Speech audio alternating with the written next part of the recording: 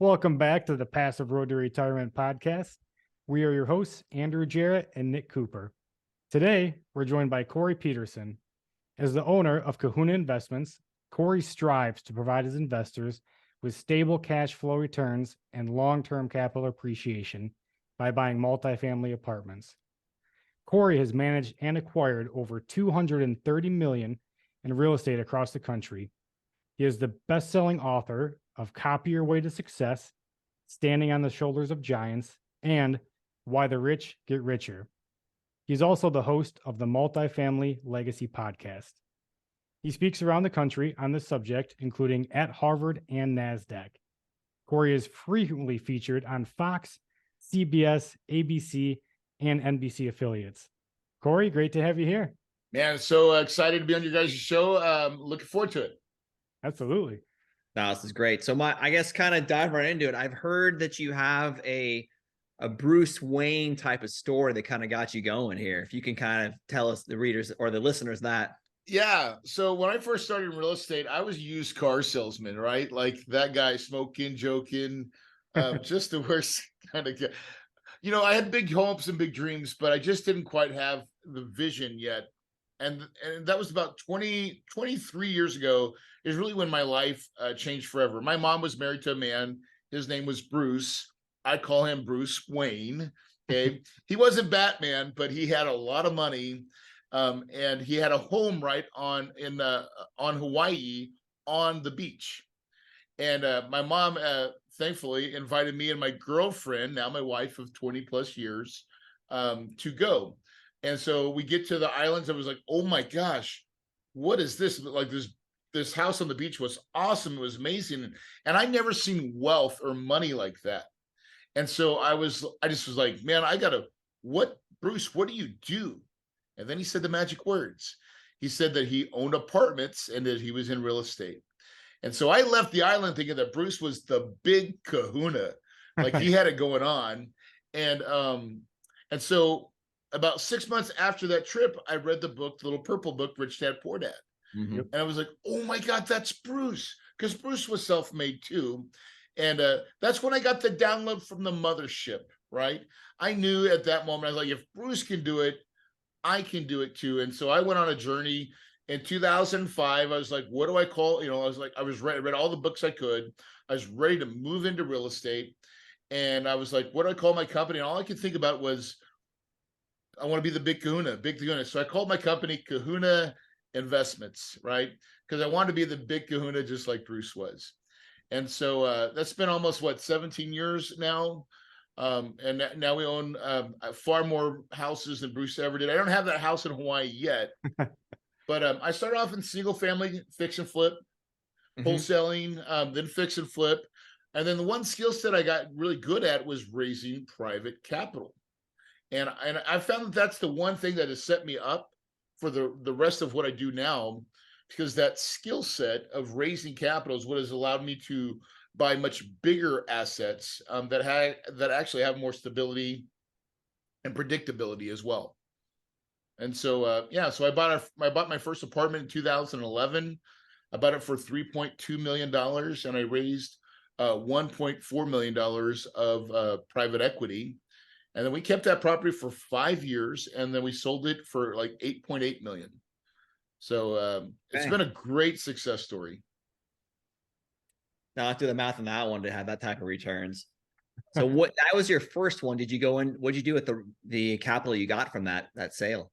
We actually took that and 1031 exchanged it into another deal that I actually still own. So I bought a property called Eagles Village. I bought it for $12.7 million. Put $4.7 million, I think, down on it. And we still own it. So we're maybe going to exit at the end of this year. And we might sell that for 20 million, 22 million. Huh. So again, a decent, and we've made cash flow along the way. So it's another good exit, right? So the beauty of the real estate, of the apartment game, I think, is that in real estate, you have actually a lot more control, which was, I say I was a used car salesman, but along the way, I was a financial advisor for a minute. And I would love to share that story, because that's the real story. I think that a lot of people can relate to is the roller coaster, right, of the stock market. Oh yeah. I guess I like to hear about too. It's like we're not in the stock market either, so Yeah. Yes, please share. the roller coaster. So when I first started, I started real estate in 2005. And I did my first two. I took a home equity line of credit out of my home, right? And I had like $30,000, and I did some fix and flips, and successfully. And then I bought like 3 properties to buy and hold, and I put all my money into each 3 properties, and then I was out of money. I was out of money, and I quit my job, and so I couldn't get any more loans. I couldn't do any more business, and so I was kind of forced to go back to work. Luckily, my wife was had friends with a guy that was a financial advisor, and I was like, "Hey, listen, how do you get that job? You know, because I'm looking for one right now." And he's like, "Well, you just got to pass the test, right?" I'm like, "Okay, I'm not great at school, but I'll work really hard to pass one test." So I got on with Edward Jones out of St. Louis, Missouri. And if anybody knows about anything about Edward Jones, they're kind of like the middle of the road, the middleman type of financial advisory firm. But I studied really hard for almost 3.5 months that they paid me to study, and I made a 73. Okay, you got to make a 70 to pass. So 73, I studied just hard enough. That's right. And so, but they gave me, a Series 7, 66. I could sell insurance, stocks, bonds, mutual funds, the whole gambit, right? Okay. Now, that was in 2005. So I put my real estate kind of on hold. I was doing it kind of part-time.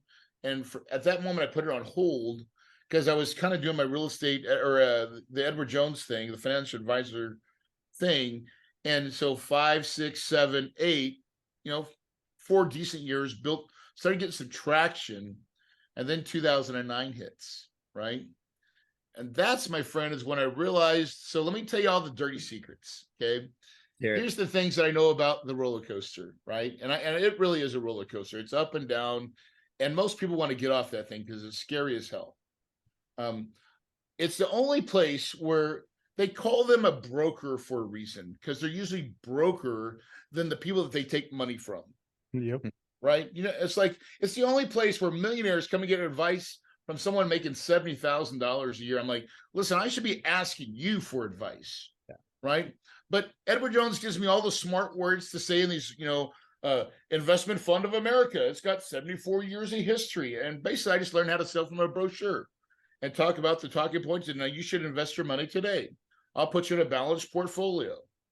And so here's the dirty secret, though. They're all mainly commission based, right? Mm-hmm. I got paid on the more I got into the house, the more I made. And now it's changed a little bit. Edward Jones was really what's called A share driven, which is an upload cost, front loaded share class. Mm-hmm. But now there's managed money and all that. All those services are based on assets under management, right? And so the thing with the financial services industry is they do not want the money to ever leave the house, right? Mm-hmm. And so with that, it comes the projection of what is an average return for most investors. And I'll tell you, as a financial advisor, that number is between 6 and 8%. That's what you tell everybody. If you can get a balanced portfolio, get 6 to 8%, you're winning, you're hitting the jackpot. Now, in real estate, if I tell that to real estate people, they think that you're out of your ever-loving mind, right? Why would I ever do a deal like that? And think about it, there's trillions and trillions of dollars in the roller coaster that are pre-positioned to thinking 6 to 8's a winner. 12 is awesome, but it's also risky, right? 12 is risky. 6 to 8 safe. And so that's the component that they're working on. And then when financial advisors get together, do you think that they really talk about my client's best interest? They don't, guys. All they talk about is assets under management. How much commission did I make? Like it's disgusting, the conversations that go behind the back of the scenes. I got really disenfranchised with it. Now, then the market crashes. Okay. And I'm telling you, guys, Andrew, Nick, I had grown, 65 plus grown-ups coming into my office. There was this couple that retired from Intel, about $3 million of assets, right? That I had put in a balanced portfolio for them. Both retired from Intel.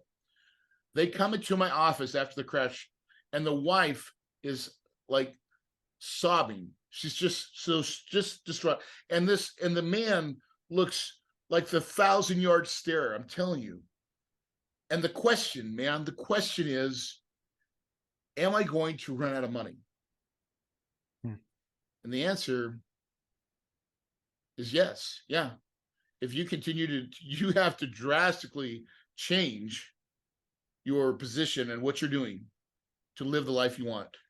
And I'm telling you, those conversations crushed me, man. Yeah. And to add injury to insult, move our money, Corey, get it all out. Get it all out.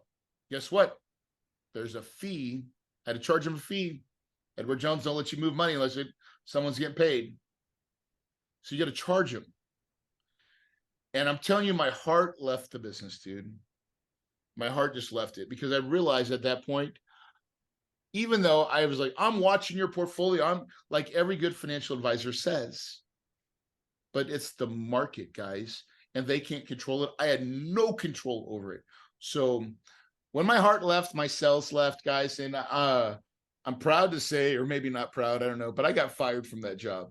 One day I had a meeting with my managers, and let's just say it didn't go well. Actually, I show up into the office at 8:00, and my secretary can't look at me.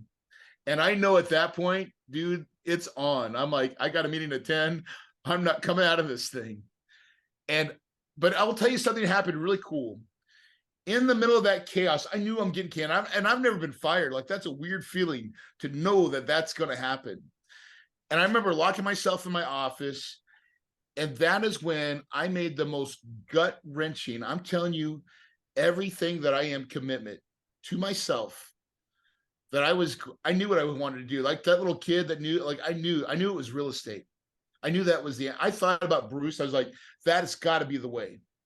And so I made the most honest, most sincere commitment. I made it to myself that at that moment I would do whatever it took to be successful in real estate, and that I would never give up. As long as it was legal and ethical, I would go to the ends of the earth. And I made it with such clarity. I remember leaving Edward Jones like Rocky. I was like, yes. Now that was like for 5 minutes, followed by sheer terror, because I had to go tell my wife what I was going to go do. Yeah.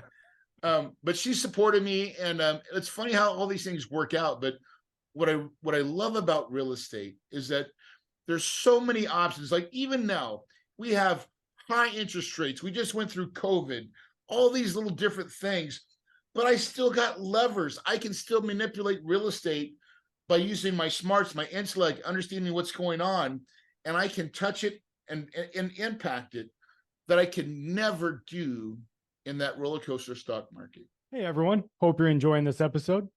Are you ready to maximize your real estate investing to its full potential? Send an email to andrew@jarrettcapital.com and take your life and business to all new levels. That's andrew@JARRETT That is a story and a reason. It's a crazy story, right? Like Wolf of Wall Street, right? That movie. It is, man. And what's funny is what I do now. But Edward Jones gave me such great training, and it's the same skill set that I use in raising capital from investors, because I understand what they were doing, and I understand the difference between what we offer our investors, because it's got to be different. And real estate gives us such a wonderful opportunity to give investors what they want, which is a lot more consistency. They want income, and they want some upside. They want some upside in the back end or something like that. And the great thing about what we do is in real estate, we can give them both. Yep. That's actually I had a question for you. So Robert Kiyosaki says the number one skill you can learn in life is sales. And being, the car salesman and then the financial advisor, do you think that has kind of helped propel your success, getting that skill? All of it. Yes. I mean, like, if I was to look back at my life and say, could I have done it better? even though it was a weird road, used car salesman to restaurant manager, even being a restaurant manager taught me how to manage a P&L, understand profit and loss, and watch everything to such a, I mean, restaurant management or restaurants run on such razor thin margins, Yeah. right? And that's operations, that's ops for property management, right? And so everything that's kind of like led me in my little where I'm at today, all those experiences is what makes you a really good operator. And that's what I would call myself. I'm not a guru, even though I teach real estate and I've had a lot of success and having students that have been successful. My biggest, I'm an operator, right? I know how to run properties, run them profitably, and make sure that we execute to give our investors returns. That's my job. Yep. And now operations, I mean, as we're going through, coming out of COVID right now, interest rates high, operations are extremely important. Survive to 25. Yeah. That's the new, that's what everybody's telling me. It's about eliminating waste to make sure. And so we just, as a company, vertically integrated. This is something new that we did in this year. I always said I would never be a property management company, that I would never have it. I am changing that statement today, right? I think 2023 will go down as the best decision I ever made, was to vertically integrate and take over all our assets, because we have control. We have control of our culture, our people, and we are creating this thing that people are thriving, and they want leadership and they want vision. And it's, a third-party management company, they're not aligned to the profit and loss of an owner. They're fee-based. Everything is about fees. They could care less if a property does well or not. They're still going to get their fee. Where on the other side, when we vertically integrated, it's all about profit and loss, P&L, NOI, net operating income. Mhm. That's the thing that really tells the difference. Right. And so now we're yoked properly, and it has made all the impact in our company and our business. Yeah, you're not the first one to say that either. I think a lot of people are switching to that strategy, having the same issues, You have to, because it's in the beginning, we hired a small, regional player, right? But then they're too small. So then we go and we hire a third party management company that's really large, national. Well, they're too big. They're too slow. There's all comes with all these costs and fees, and you're like, wait a second, that's not what we talked about. And so what you want is the best of both worlds. And so now you have to get to a certain size, I think, to make that move. Right. And so we've now hit that size, and we shifted into gear, and it was fairly easy to do. Now we're going to have some bumps along the way, but so does every company when they start out, right? But our bumps are still with the eye on the prize, which is NOI, profit. Make sure we're hitting the right tempo, and to me, that's everything. Yeah. What size about would you say the shift kind of should happen at about? Man, I would say at around 2,000 units, I think is the right number, or doors. Like, so we have a lot of student housing, so it's beds for us, right? But we have 10 active assets right now that the right answer is when it can pay for all the people that you need, right? So you got to have an accounting team, so that's quite a few people, right? Just in that, you have a controller, a staff accountant, an accounts payable person. Those are 3 people you'd absolutely have to have. And then you have a regional, a controller on that, or a COO, and maybe, a support staff on that. So those are kind of all components that you'd have to be able to be effective in it. Yep. Yeah. Now, once you switched over to apartments, how did that change your personal tax structure? Did you notice a little difference maybe in some savings? I've learned that it's not about what you make, it's about what you keep. Exactly. Right? Corey does not pay taxes anymore. I've not paid taxes in or at least income tax in probably 4 or 5 years now. Once I really learned the power of cost segregation, I didn't do cost segregation when I first started, but I absolutely do it on every deal now. And gosh, what a blessing that is. Yeah. Understanding the value of having tax rate. Now, here's what's funny. As you start getting wealthy, you start really surrounding yourself with, you should be surrounding yourself with better people that have better ideas, and your vision changes to where you're getting better information, and free information is the most expensive information by the way, right? True. You want to pay for good information. And so having good tax strategy, having a good CPA that's not just a tax preparer, but an advisor, that makes a big difference. Understanding cost segregation, how it works, working together with your team, and saying, does it make sense to sell now, or should I sell at the end of next year because I'm going to go buy these two things too as well? Like, all that stuff now comes into play, and we're working on it on such a big macro level now that those things really do matter, because you're talking about millions of dollars of depreciation. Oh yeah.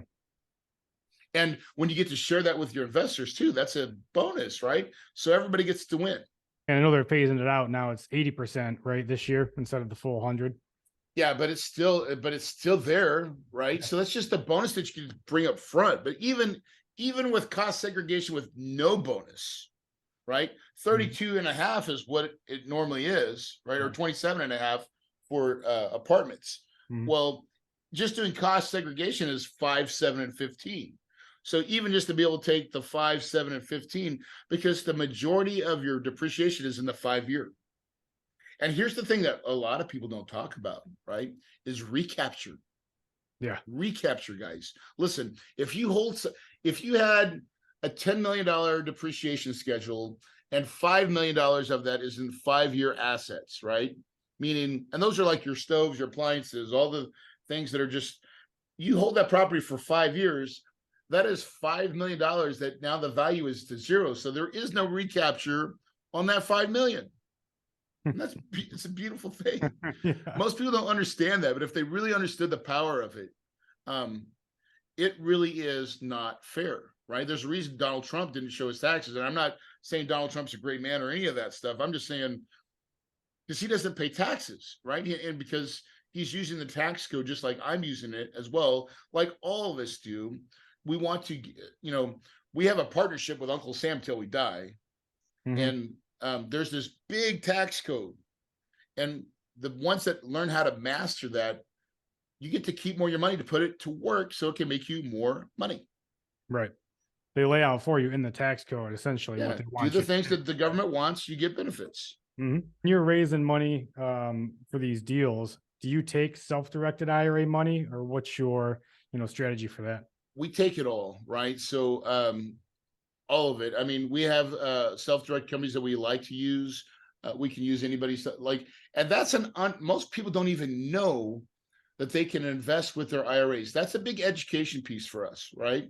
Because they don't even know that they can unlock their, a lot of people have like old 401ks sitting with an employer that they're not even at anymore. And they don't even know that they can take that money, transfer it to a self-directed IRA, and then actually invest in real estate.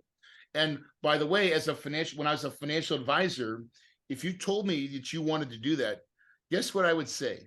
I'd be like, oh boy, that's risky. Yeah. That sounds really risky.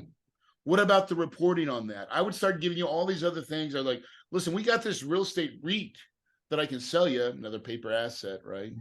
But like, my job was to never let the money leave the house.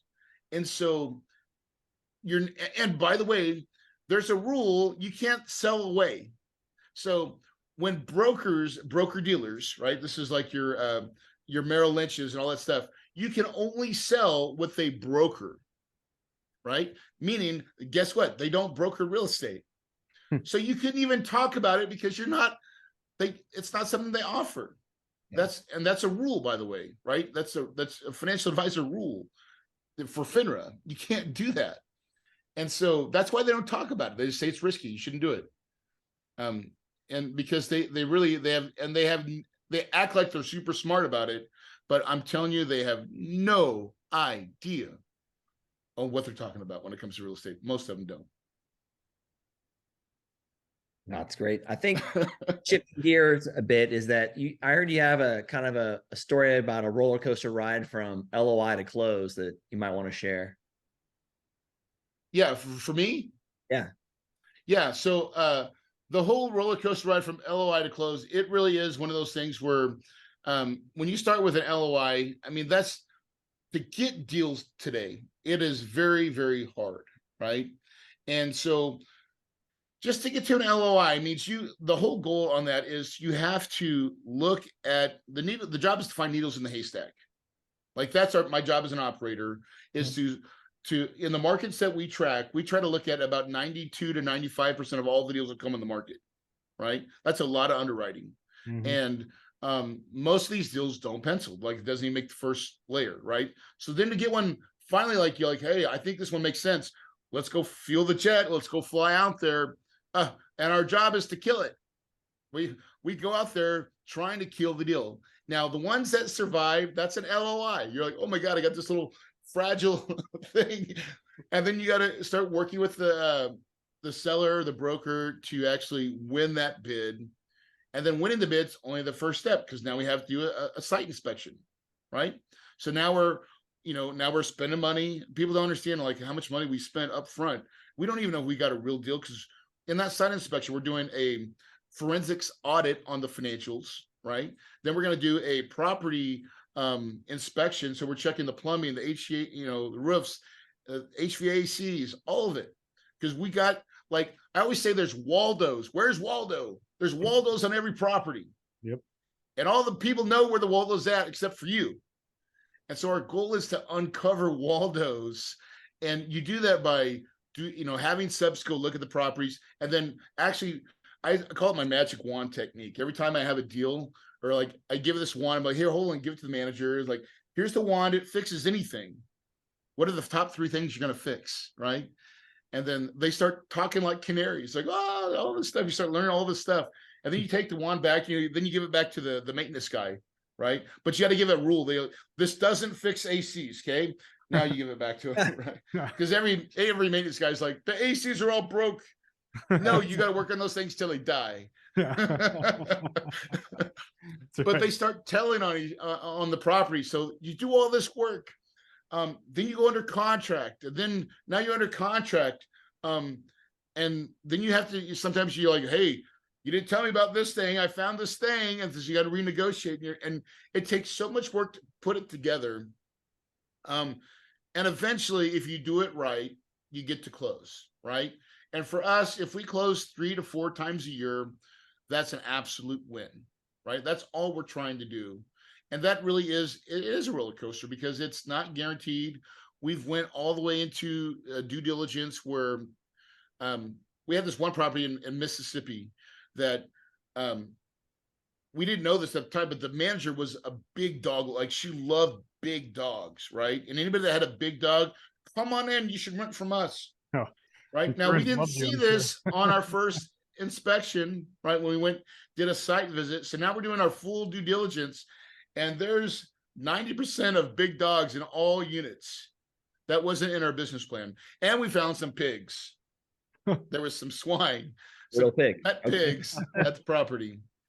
Only in Mississippi. But anyways, we ended up having to walk away from that deal because our rehab estimates went from, this amount to like gargantuan because all the damage from the pets.